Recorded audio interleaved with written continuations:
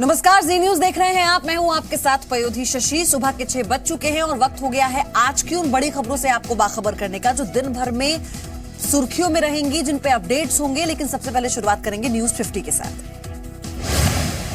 संसद में पीएम की तारीफ करने पर लखनऊ में बीजेपी ने लगाया मुलायम सिंह के पोस्टर, लिखा 125 करोड़ देशवासियों के मन की बात की। मुलायम सिंह के पीएम मोदी की तारीफ पर सीएम योगी का बयान, कहा संसद के आखिरी दिन सत्य बोला, अच्छी बात, उम्मीद करता हूं उनके वारिस भी इस बात को मानेंगे। प्रधानमंत्री मोदी आज उत्तराखंड के दौरे पर है, रुद्रपुर में रैली को संबोधित करेंगे। बीजेपी का 1 लाख लोगों के शामिल होने का दावा। सीएजी ने 2007 और 2016 में हुए सौदे की तुलना के आधार पर तैयार की है रिपोर्ट, रफाल की कीमतों का जिक्र नहीं किया गया। नेशनल कॉन्फ्रेंस के सांसद फारूक अब्दुल्ला ने रफाल पर जेपीसी जांच की मांग का समर्थन किया, कहा सरकार से अपील वो इस संजीदगी से ले। केंद्रीय कैबिनेट ने पटना में मेट्रो को मंजूरी दी, पहले फेज में 18 किलोमीटर के लिए 13,365 करोड़ रुपए को मंजूरी।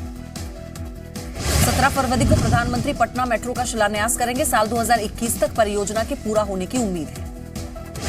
21 से 22 फरवरी तक पीएम मोदी साउथ कोरिया के दौरे पर सियोल शांति पुरस्कार भी ग्रहण करेंगे। दिल्ली में कथित महागठबंधन की रैली, ममता, चंद्रबाबू नायडू, फारूक अब्दुल्ला समेत कई पार्टियों के नेता मौजूद रहे। मोदी को हटाने की कस्में खाई गई। मुझसे बोली ममता बनर्जी, संसद में मोदी ने दिया आखिरी भाषण, कहा हम जीत के बाद रामलीला मैदान में करेंगे बड़ी बैठक।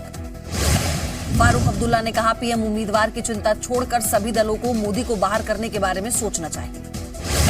जंतर मंतर पर रैली के बाद सभी नेताओं की शरद पवार के घर बैठक, चुनाव से पहले सच में महागठबंधन बना लेने का दावा।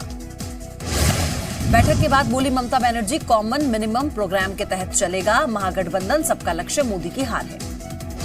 दिल्ली में ममता बनर्जी के खिलाफ शारदा घोटाले के पीड़ितों का धरना, कहा पश्चिम बंगाल में ऐसे आवाज उठाई तो जेल जाने का डर।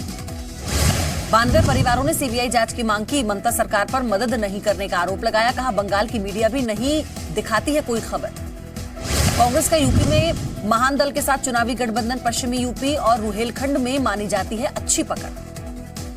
यूपी में कांग्रेस की शिवपाल यादव से भी बातचीत, सूत्रों के मुताबिक लोकसभा चुनाव के लिए प्रगतिशील समाजवादी पार्टी से हो सकता है गठबंधन। सूत्रों के मुताबिक प्रियंका वाड्रा और शिवपाल यादव की फोन पर बात हुई, प्रियंका ने साथ आने का न्योता दिया। कुंभ में आग की घटनाओं को लेकर समाजवादी पार्टी के नेता आजम खान का विवादित बयान, कहा कुंभ में बड़ी संख्या में पापी मौजूद, इसलिए आग लगने की घटनाएं हो रही हैं। अलीगढ़ मुस्लिम यूनिवर्सिटी में फिर पाकिस्तान जिंदाबाद के नारे लगाए गए, 14 छात्रों पर देशद्रोह का केस दर्ज हुआ। मंगलवार को एएमयू छात्र संघ की कॉन्फ्रेंस में छात्रों के 2 गुटों में टकराव हुआ, इसी दौरान देश विरोधी नारेबाजी हुई। एहतियातन यूनिवर्सिटी कैंपस के बाहर आरएएफ और पीएसी तैनात की गई। आज दोपहर 12 बजे तक इंटरनेट सेवा पर भी रोक। एएमयू छात्र संघ ने आरोपों को खारिज करते हुए केस वापस लेने की मांग की, मामले को तूल देने के लिए बीजेपी की साजिश बताया। दिल्ली में सीनियर अफसरों के ट्रांसफर पोस्टिंग के अधिकार पर आज सुप्रीम कोर्ट सुनाएगा फैसला, फिलहाल एलजी के पास है अधिकार। जस्टिस एके सीकरी और जस्टिस अशोक भूषण की बेंच सुनाएगी फैसला, एसीबी के अधिकार क्षेत्र पर भी आएगा फैसला। दिल्ली बीजेपी आज काला दिवस मनाएगी, केजरीवाल के 70 वादे और 74 झूठ की पोल खोलेगी। जयपुर में रॉबर्ट वाड्रा से दूसरे दिन प्रवर्तन निदेशालय ने पूछताछ की, बीकानेर जमीन घोटाले को लेकर 7 घंटे तक सवाल जवाब हुए। लखनऊ में कांग्रेस कार्यकर्ताओं से मिली प्रियंका वाड्रा, ज्योतिरादित्य सिंधिया, प्रमोद तिवारी रहे मौजूद। गुर्जर आंदोलन का आज 7वां दिन, विधानसभा में आरक्षण बिल पास होने के बावजूद गुर्जर आंदोलन पर अड़े। तेलंगाना में 1 करोड़ के इनामी नक्सली सुधाकरण ने पत्नी के साथ सरेंडर किया, पत्नी पर भी 25 लाख का इनाम था। जयपुर में एसीबी की बड़ी कार्रवाई, रिश्वत मामले में 3 लोगों को गिरफ्तार किया। गुजरात के नवसारी में नकली मसाला फैक्ट्री में छापा, लाखों का सामान बरामद, 2 लोग गिरफ्तार। जम्मू कश्मीर के पुलवामा में एक प्राइवेट स्कूल में धमाका, 16 बच्चे घायल हुए, बच्चों की हालत खतरे से बाहर। दिल्ली के इंदरपुरी में मामूली बात को लेकर 2 परिवारों में तलवारें चली, 1 व्यक्ति की मौत। मंदिर की सफाई को लेकर हुई थी कहा सुनी, पुलिस ने आरोपियों की तलाश में छापेमारी की। मुंबई एयरपोर्ट पर एक यात्री सोने की तस्करी करते हुए पकड़ा गया, यात्री के पास से 44 सोने के बिस्किट्स बरामद हुए। देहरादून में शराब दुकानदार के कैशियर पर जानलेवा हमला, 5 लाख का कैश लेकर फरार हुए बदमाश।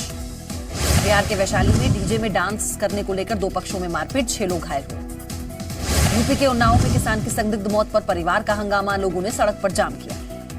बेंगलुरु में एरो इंडिया शो में हिस्सा लेने के लिए पहुंचे फ्रांस एयरफोर्स के 2 रफाल लड़ाकू विमान।